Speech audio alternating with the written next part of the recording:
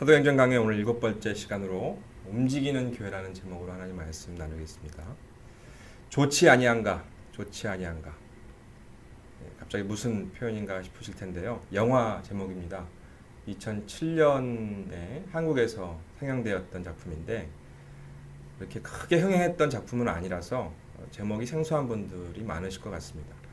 저도 이 영화를 다 본 것은 아니고 우연한 기회에 예고편을 볼 수 있었는데 굉장히 코믹하고 흥미로운 장면들이 있어서 좀 더 인터넷을 통해 이 영화에 대해서 좀 찾아보게 됐습니다.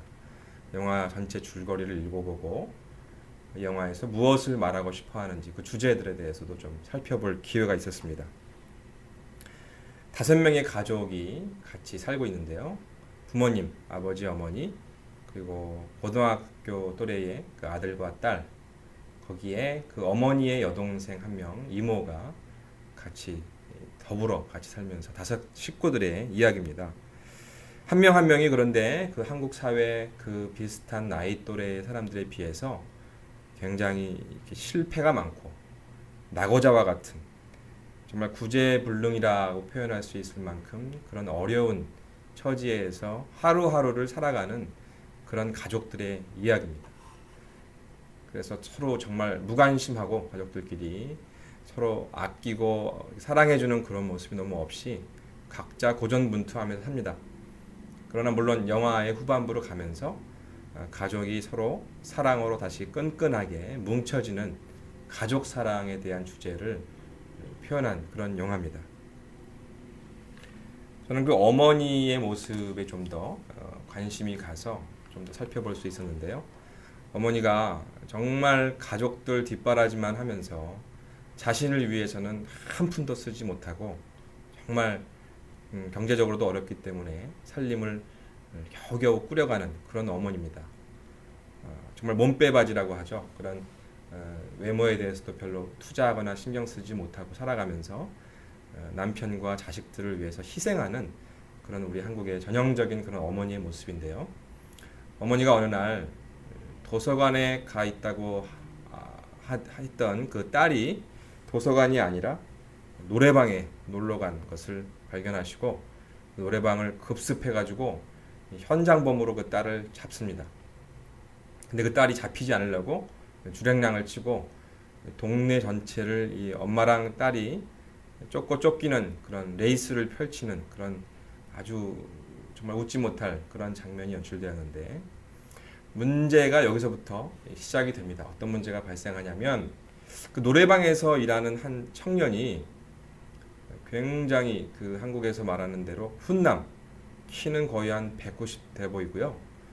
정말 잘생겼고 모든 여성들의 선망의 대상이 될 만한 그런 멋지게 생긴 청년이 그 어머니에게 은근하게 접근을 하기 시작하는 것입니다. 그래서 그 어머니에게 선물도 주고 그 어머니에게 그 원두커피 한 봉지를 선물합니다. 그래서 이 어머니가 이 청년이 자기한테 왜 이렇게 친절을 베푸는지 정확한 의도를 알 수 없는 가운데 어머니는 굉장히 그것이 싫지 않았던 것입니다.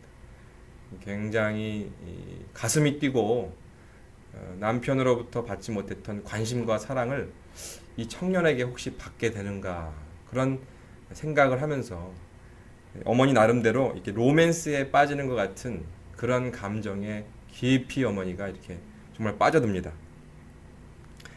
그래서 그 청년과 몇 번 데이트 비슷한 시간들을 갖게 되고 계속해서 어머니는 이 청년에게 깊이 마음을 주고 빠져들어가는데요. 다른 어떤 날과 마찬가지로 이 청년이 만나자 그래서 그 만남의 장소에 어머니가 나름대로 굉장히 이렇게 꾸며서 이렇게 예쁘게 차려입고서는 그 약속 장소에 갑니다. 그런데 그 장소에 그 청년과 자기와 단둘만의 데이트 장소인 줄 알았는데 막상 가보니까 청년이 있긴 한데 자기 또래의 한 6, 7명의 비슷한 분위기의 아줌마들이 같이 있는 거예요. 그래서 참 물어보기도 뭐하고 참 이상한 장면이 연출이 시작된 것입니다. 그래서 그 청년이 그 주인공 어머니를 포함해서 그 6, 7명의 아주머니를 다 데리고서는 새로운 장소로 데려가요. 새로운 장소의 문 양문을 활짝 여니까 그 안에 수십 명의 비슷한 또래의 아주머니들이 같은 색의 티셔츠를 유니폼처럼 다 입고서 그 입장하고 있는 6, 7명의 새로운 아주머니들을 위해 향해서 열애와 같은 열광적인 박수를 막 보내는 겁니다. 신입 회원이 등장하고 있다고 그러면서 아주 소리를 지르고 박수를 치면서 환호성을 올리면서 그 주인공 어머니와 다른 비슷한 또래의 아주머니들을 환영하는 거예요. 얼떨떨한 상태에서 이 어머니가 그 장소에 들어가서는 앉게 되는데 조금씩 그 안에서 진행되는 내용을 보니까 그 장소에 모인 여자분들이 뭐 하는 사람들이냐면 그 회사의 직원들인데 다 비슷비슷한 상황에서 그런 훈남 청년들을 통해서 데이트 장소인 줄 알고서는 그 장소에 다 쫓아오게 된 그런 사연을 갖고 있는 아주머니들입니다. 그리고 그곳이 뭐 하는 곳인가 내막을 살펴보니까 커피 메이커, 커피 기계를 판매하는 다단계 판매 회사였던 거예요. 그래가지고 그 장소에 앉자마자 회원 등록이 되면서 그 커피 기계를 판매하는 판매 사원이 되는 것입니다. 그래서 같은 유니폼도 받아서 같이 입고 뭐 노래도 부르고 박수도 치고 그 커피 기계에 대해서 교육을 받고 얼떨결에 그냥 그 직원으로 채용이 됩니다. 그런데 무조건적으로 이 다단계 판매에 대해서 아시는 분도 계시겠지만 먼저 자기가 그 커피 기계를 먼저 구입을 해야 돼요. 그런데 문제는 이 커피 기계가 굉장히 고가의 제품이었던 것입니다. 그래서 이 영화 속의 어머니도 할 수 없이 크레딧 카드로 활부로 긋고서는 이 커피 기계를 굉장히 또 이 덩치가 커요. 그래가지고 이 바퀴가 달린 그 달리 같은 데다가 커피 기계를 떠 안아가지고 집으로 끌고 들어옵니다.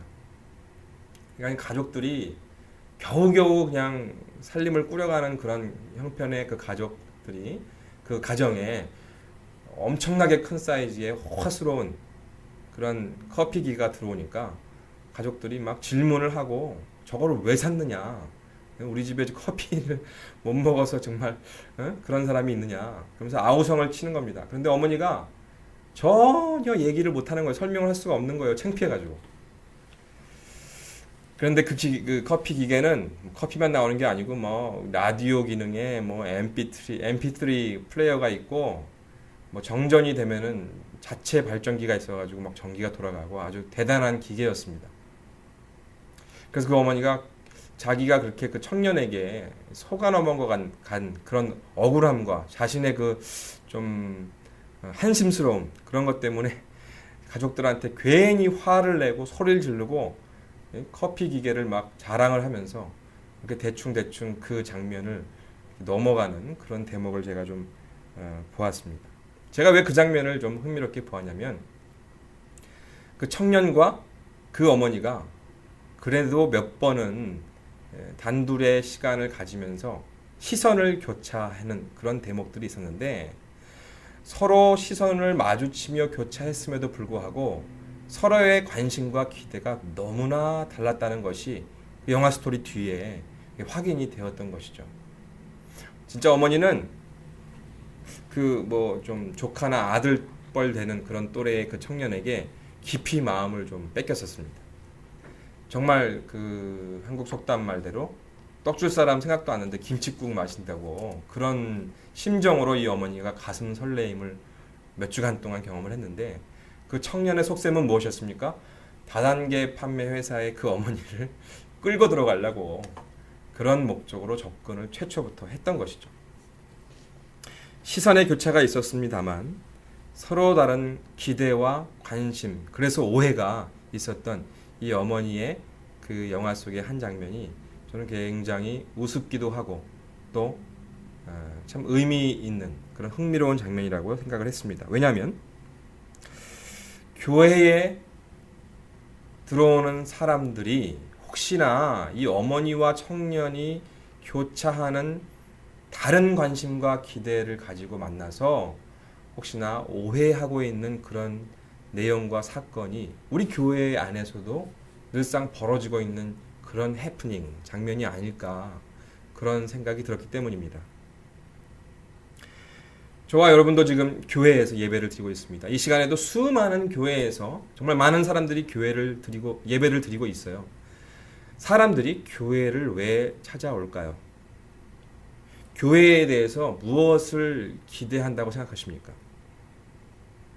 또 교회는 그렇게 찾아오는 사람들을 위해서 무엇을 기대하며 무엇을 제공하려고 할까요? 혹시라도 제가 영화에서 언급했던 것처럼 양측의 기대와 관심이 엇갈리면서 서로 오해하고 있지는 않는가 하는 그런 것을 저는 생각해 보는 것입니다. 그래서 우리는 다시 한번 이런 질문을 던져봐야 합니다. 교회는 진정으로 무엇을 하는 곳입니까? 저는 이 질문을 오늘 본문 말씀 속에서 해답을 함께 고민하고 찾아보려고 합니다. 함께 읽으신 이 본문의 말씀 사건은 너무나 잘 알려져 있는 유명한 이야기죠. 성전 미문에서 베드로와 요한이 만난 이 나면서부터 안진뱅이였던 이 사람이 베드로의 선언과 같은 그런 선포의 말씀으로, 그 능력의 말씀으로 일어나 걸었다. 불구의 사람이 일어나 걸은 이 사건, 놀라운 사건입니다. 베드로와 요한은 정기적으로 기도하는 시간을 가졌습니다. 다락방에서 성령의 강림을 경험하고 성령 강림으로 인해서 놀라운 사건들을 계속 체험해 가면서 베드로가 능력 있는 설교를 했으며 그 120명, 더 나아가 3,000명의 사람이 회개하고 세례받고 성도가 되었습니다. 그 사람들이 자기의 모든 고향으로 흩어져 나가면서 그들을 통해 많은 교회들이 개인과 가정을 통해서 탄생하게 됐던 것입니다. 그런데 베드로와 요한이 오늘 3장 1절을 보면 제9시 기도 시간에, 제9시는 오늘의 시간으로 환산하면 오후 3시를 의미합니다. 오후 3시에 시간을 정해놓고 성전에 기도하러 갔다. 이 기도가 오늘 사건과 밀접하게 연결되어 있습니다. 이 기도가 이들이 그냥 순간적으로 성령의 강림을 받고 능력을 받고 은사의 현상을 경험하면서 잠깐 충동적으로 내킬 때 하는 기도가 아니라 베드로와 요한과 사도들은 정기적인 지속적인 기도 생활이 있었다는 것을 볼 수 있습니다. 이 기도가 성령이 역사하시는 놀라운 사건의 전제가 되고 있다는 것을 우리는 먼저 살펴보아야만 합니다. 기적이 필요한 사람이 있습니까? 기적에 관심이 있으십니까? 그렇다면 먼저 사도들처럼 우리도 정기적이고 지속적인 기도가 먼저 펼쳐져야 합니다. 이 기도 때문에 오늘 본문 말씀에 놀라운 사건이 시작됐습니다. 제가 어떤 근거로 이렇게 이 기도와 이 사건을 연결시키냐면요. 이 안진뱅이는 오늘 2절 말씀대로 나면서부터 불구라했습니다. 이 사람의 나이가 기록되어 있지 않지만 그냥 대충 예를 들어서 30세라고 가정해 볼 때 이 사람이 적어도 20년 이상은 이 성전 미문에서 구걸 행위를 했던 사람입니다. 그러니까 이 사람이 등장한 이 안진뱅이가 성전 미문에 앉아 있다는 것이 매우 특별한 장면이 아니라는 것이에요. 일상적으로 베드로와 요한도 기도하러 가는 길이었고 기도를 마치고 나오고 있었을 그 순간인데 이 안진뱅이도 그 성전을 드나드는 사람들의 인파가 참 많음에도 불구하고 유독 이 안진뱅이가 베드로와 요한을 먼저 발견합니다. 그렇게 표현되어 있죠. 3절에서 그가 베드로와 요한이 성전에 들어가려 함을 보고 안진뱅이가 먼저 두 사람을 봤습니다. 그리고 구걸했다라고 표현되어 있죠. 성전 미문에 안진뱅이가 구걸하는 이 장면은 이스라엘의 문화권 안에서는 아주 일상적이고 너무나 평범한 그런 모습입니다. 성전을 오가는 이스라엘들은 매우 종교적이기 때문에 자기보다 못한 사람에게 자선을 베풀기 위해서라도 그 자선을 받아줄 수 있는 그런 거지, 그런 어려운 형편에 있는 사람이 성전 가까이 필요했던 것입니다. 그래서 다른 사람들이, 안진뱅이가 스스로 못 걷지 않습니까? 다른 사람들의 부축을 받아서 이 사람이 성전 미문에 위치하고 있는 것입니다. 이 사람이 물론 구걸을 통해 생존해야 되기 때문에 와 있기도 하지만 성전을 출입하는 사람들에게 자선을 베풀 때 그 베품을 받아줄 수 있는 사람도 필요하기 때문에 이 안진뱅이가 앉아 있었다는 것이죠. 베드로와 요한이 지나갈 때도 바로 동일한 아주 일상적인 어느 날과 다름없는 그런 똑같은 장면이었는데 성령님께서 이 일을 하고 있었기 때문에 시작하셨기 때문에 이 안진뱅이가 베드로와 요한을 봤다라고 먼저 이렇게 기록으로 표현되어 있는 것입니다. 사실 베드로와 요한뿐만 아니라 사도들이 이런 놀라운 장면을 일으킨 것은 이것이 최초가 아닙니다. 2장 42절을 보면은 그 당시에 사도들로 인해서 표적과 기사가 굉장히 많이 일어났었다라고 이렇게 이미 표현되어 있습니다. 그런데 사도행전의 저자인 누가는 왜 이렇게 안진뱅이와 이 두 사람의 만남을 이렇게 상세하게 조명하고 있을까요? 그것은 이 장면에서 계속해서 제가 말씀드린 바대로 성령이 개입하셔서 역사하는 그 장면 속에서 기적의 정의와 성령의 역사를 이 두 가지를 설명하기 위해 누가가 이것을 자세하게 상세하게 기록하고 있는 것입니다. 4절로 보시면 베드로와 요한이 더불어 주목하여 이르되 우리를 보라 하니, 최초에 본 사람은 안진뱅이였습니다. 그래서 베드로와 요한이 그 안진뱅이 가까이 서게 됐겠죠.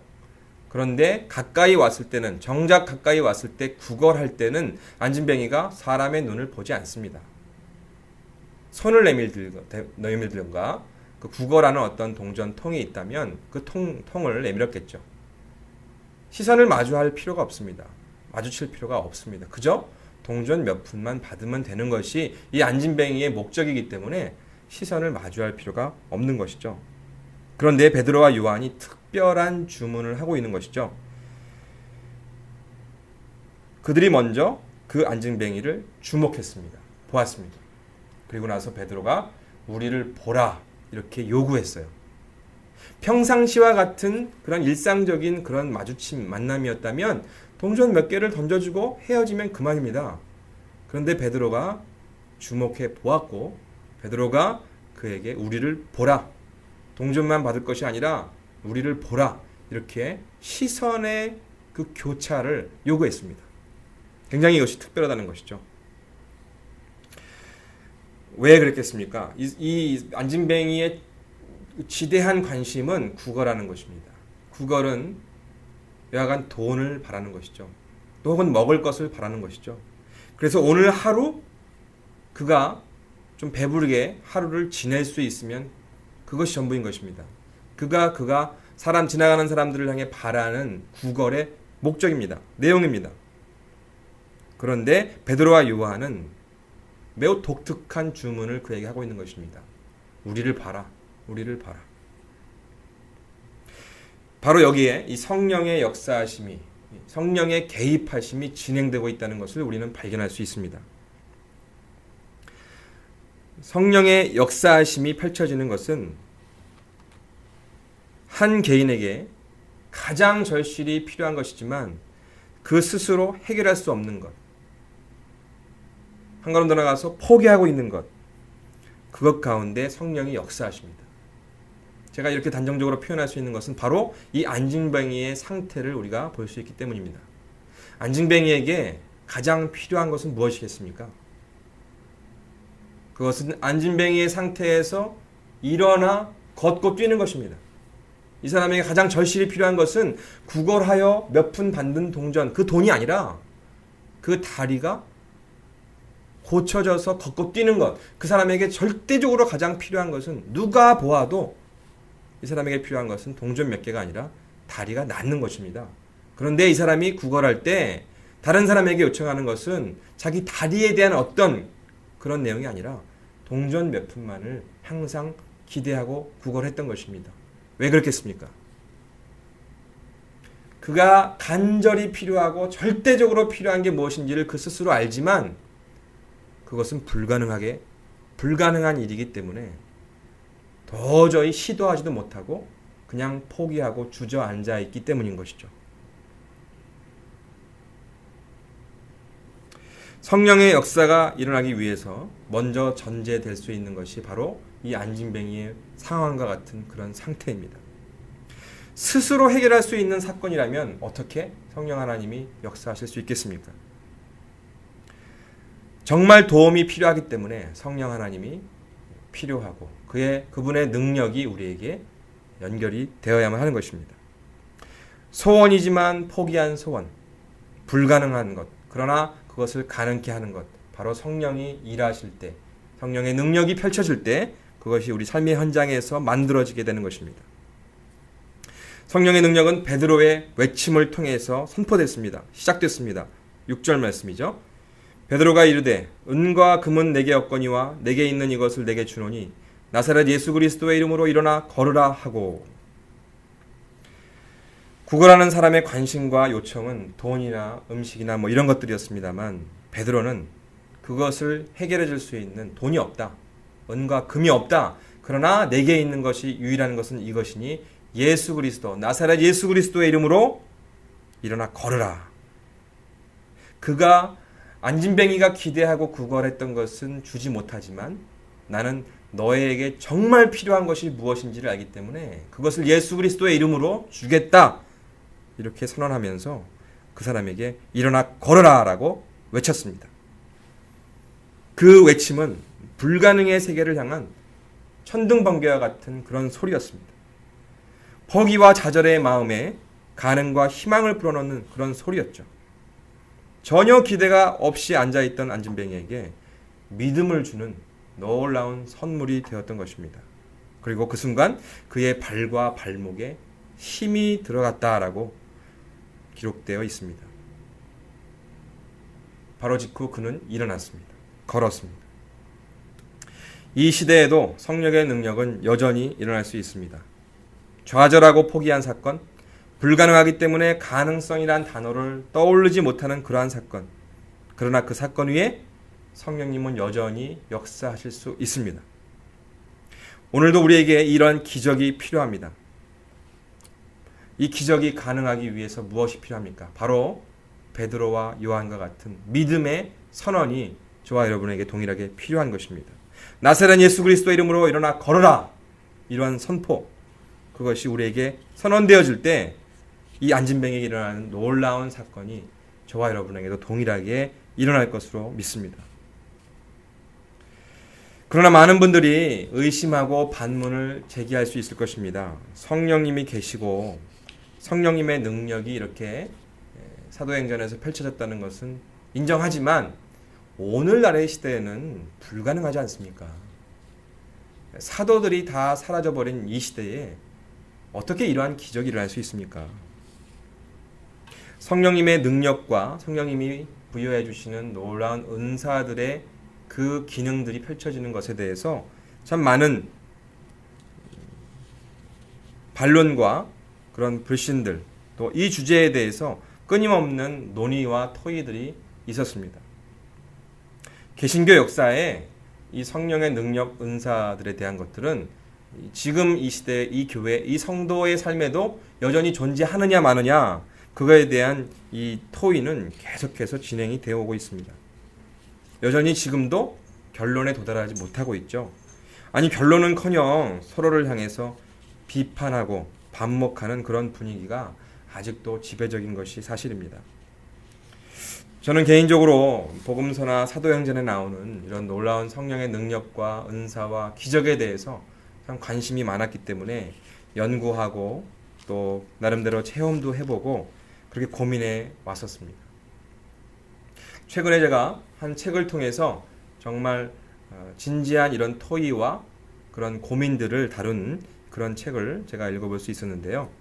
책의 제목이 기적의 은사는 오늘날에도 있는가? 은사에 대한 4가지 관점에서. 책 제목이 이렇습니다. 여기서 말하고 있는 4가지 관점이란 은사중지론, 신중수용론, 제3의 물결 관점, 오순절 은사주의 관점, 이렇게 4가지 진영에서 이 진영을 대표할 만한 그런 학자들이 모여서 며칠 동안 성령의 은사가, 기적이 오늘에도 있을 수 있는가에 대해서 깊이 있게 토의한 내용을 기록한 책입니다. 그리고 이 네 명의 학자 이외에 웨인 그루뎀이라는 또 한 명의 신학자가 객관적인 입장에서 이 사람들의 네 사람의 그 토의를 관찰하고 또 이 책의 후반부 결론에 가서 이 사람들이 토의하고 정리했던 그 내용을 결론적으로 제시해주는 그런 글을 웨인 그루뎀이라는 사람이 썼습니다. 책의 내용을 전부 소개하기는 어렵겠지만 웨인 그루뎀이 결론 부분에서 제시하고 있는 내용을 제가 소개해드리고 싶은데요. 이 5명의 신학자들이 동일하게 공감하고 동의했던 부분이 있습니다. 그것은 우리에게 가장 놀라운 기적이란 우리가 그리스도 안에서 변화되어 거듭났다라는 그 사건이다.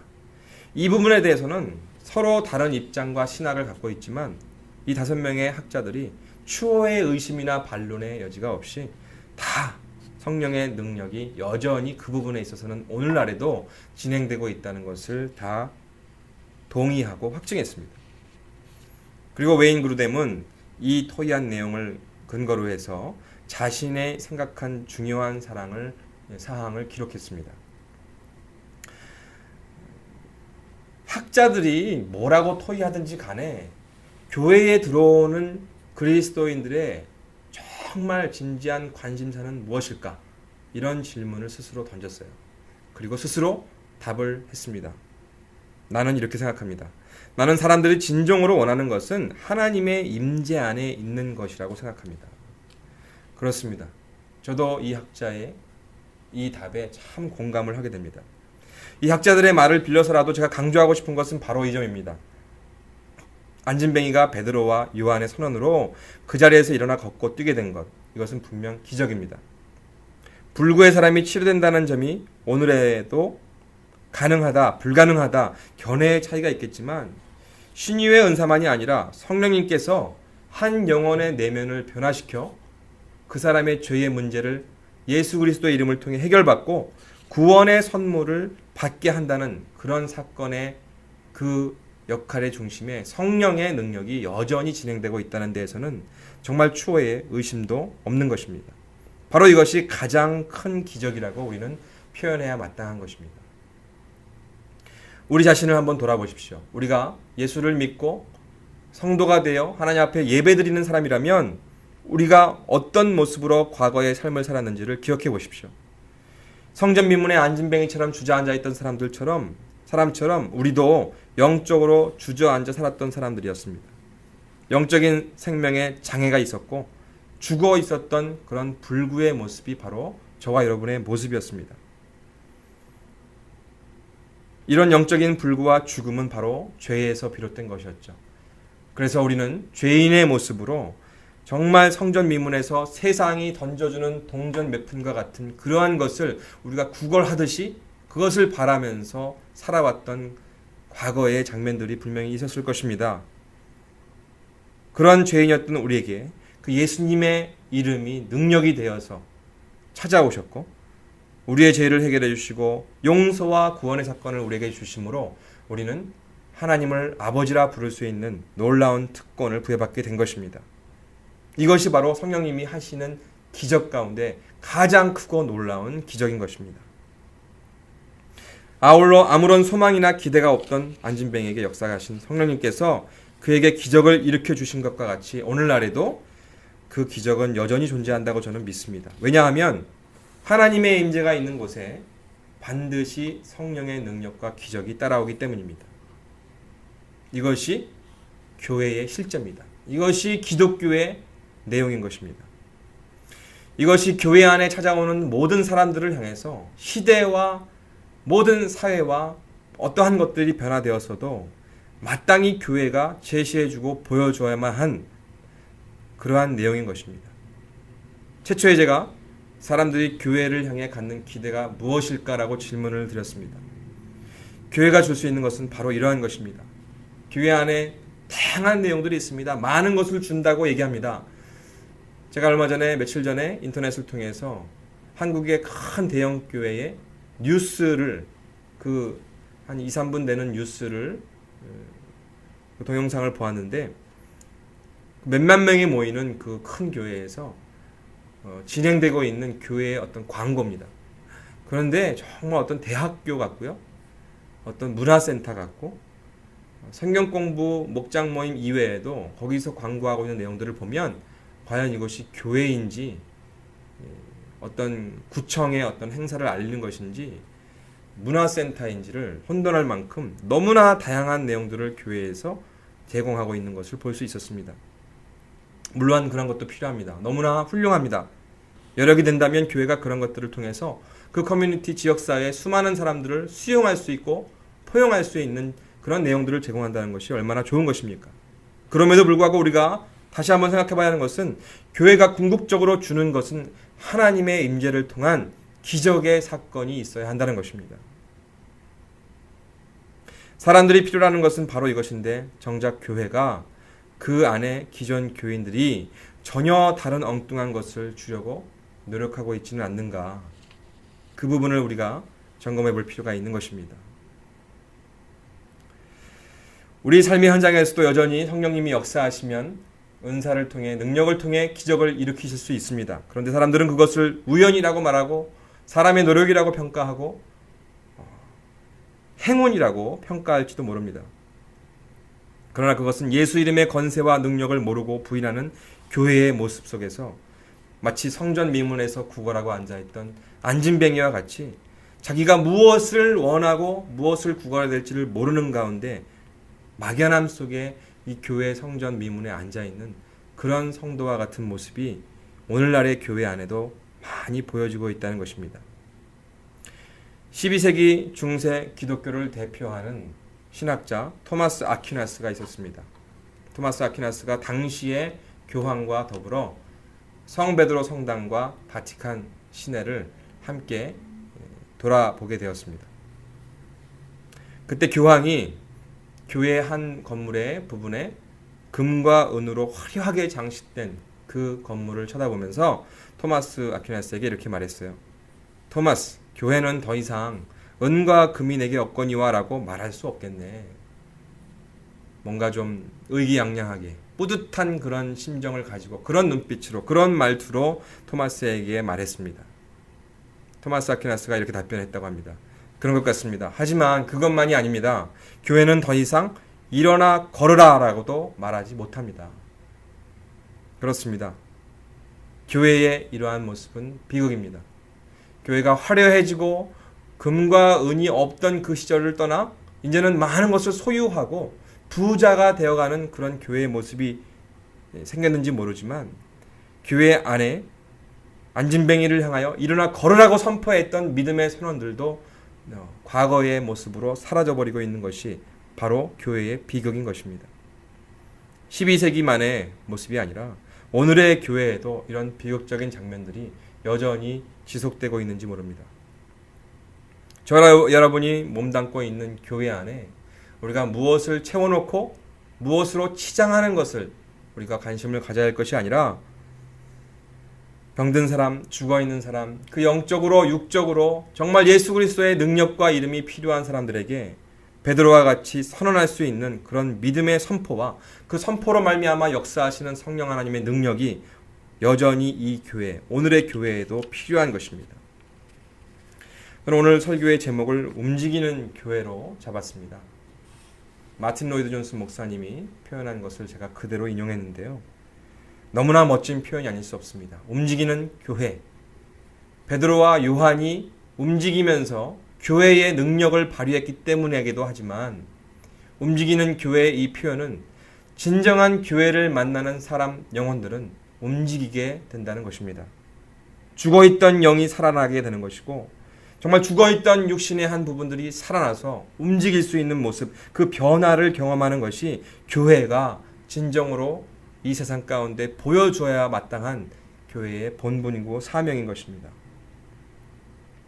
그 안진뱅이가 일어나 걸으며 뛰며 그 성전으로 들어가서 사람들 앞에 하나님을 찬송했습니다. 그리고 많은 사람들이 그가 오랜 세월 동안 성전 미문에서 구걸하고 앉아 있었던 불치의 불구자였다는 것을 확인하면서 심히 놀랍게 여겼다라고 오늘 10절 말씀에서 기록하고 있는 것입니다. 교회의 능력과 교회의 본질이 여기에 있는 것입니다. 움직이는 교회, 사람들이 교회를 만나면 이렇게 움직이고 걷고 뛰고 춤추면서 하나님을 찬미할 수 있어야 하는 것입니다. 내 삶의 현장에 성령의 능력으로 말미암아 예수 그리스도의 이름으로 말미암아 이렇게 놀라운 변화를 경험했습니다. 이렇게 간증하며 기뻐하며 춤추며 하나님의 이름을 찬양할 때 이 세상의 사람들이 하나님을 향하여 다시금 생각하게 될 것이며 그 사람의 변화로 말미암아 나도 하나님을 향해서 예수님을 향해서 교회 안으로 찾아 들어올 수 있는 변화를 우리가 교회의 현장에서 경험해 보아야 하는 것입니다. 저희 엠베스더 교회가 이런 움직이는 교회의 모습이 되기를 소원하고 있습니다. 마른 손이 펴지고 발목에 힘이 들어가며 평생 주저앉아 삶을 포기하고 살았던 사람들이 일어나서 걷고 뛰며 춤추는 모습을 저희 교회 안에서 보고 싶은 것입니다. 개척교 교회의 그런 열악한 모습 속에서 정말 이 베드로가 6절에서 말한 그런 선포와처럼 정말 줄 것이 없지만 믿음으로 예수 그리스도의 이름으로 일어나 걸으라고 하는 그런 놀라운 믿음의 선포가 저희 교회 안에서 진행되기를 기원하고 소원하는 것입니다. 기적이 필요하십니까? 우리 모든 믿는 사람이 움직이는 교회가 되어야 합니다. 우리가 움직이며 가는 곳마다 받는 땅마다 베드로와 요한처럼 불가능의 사건 앞에서 가능의 선언을 던질 때 하나님이 역사하실 것입니다. 성령의 능력이 그 장소에서 그 위치에서 그 상황에서 펼쳐질 것입니다. 예수의 이름으로 선포하십시오. 기도의 능력으로 성령님의 능력을 붙잡고 나아갈 때 우리의 삶의 현장에 장애물로 찾아오는 모든 불가능의 사건이 기적의 사건을 통해서 열리고 풀어질 줄로 믿습니다. 저와 여러분이 삶의 현장에서 은과 금은 내게 없거니와 내게 있는 것으로 내게 주노니 곧 나사렛 예수의 이름으로 일어나 걸으라라고 선포할 때 성령 하나님이 그 문제를 풀어주시고 도저히 기적과 같은 사건이 아니고서는 풀어질 수 없다고 포기하고 단념했던 그 문제들이 해결되어지고 그 능력의 열매를 통해 우리가 하나님을 찬양하고 춤을 출 수 있는 그런 장면이 우리 삶의 현장에서도 동일하게 이 시대에도 펼쳐질 수 있다고 믿습니다. 엠베스더 교회와 모든 교회 위에 오늘도 기적의 하나님께서 역사하실 것을 예수님의 이름으로 다시 한번 축원드립니다. 기도하겠습니다.